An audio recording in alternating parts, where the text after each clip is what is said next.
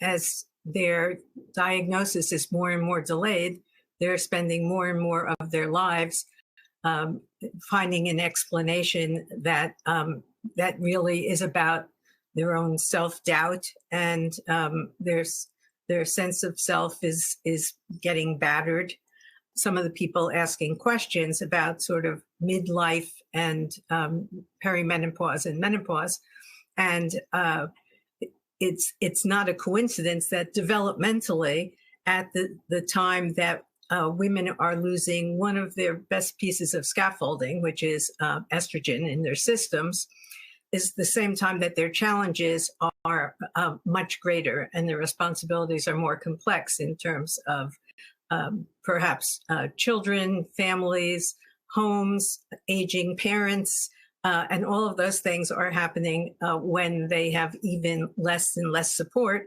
And it is a daunting process, ADD or not, but it's almost a panicky feeling when this is truly overwhelming. And I think that is the word that most women use most often to describe it. And since at this point in time, women in general are spending over a third of their lives in menopause, which is,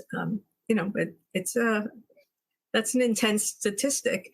But, so even if they didn't struggle early in their lives, they are in a position where they may not recognize, and many clinicians don't recognize, the price that is paid for the loss of estrogen, so that women are judging themselves really, really harshly, and it is very difficult to help. I mean, that is essentially what we can do. We can't change brain wiring, but we can help them reframe the way they understand how they function in their lives and how to label what they see in terms of their own behavior and how to view themselves in a more forgiving lens, where they can understand that they are doing something with a different set of strengths and weaknesses, and that everyone has a unique set.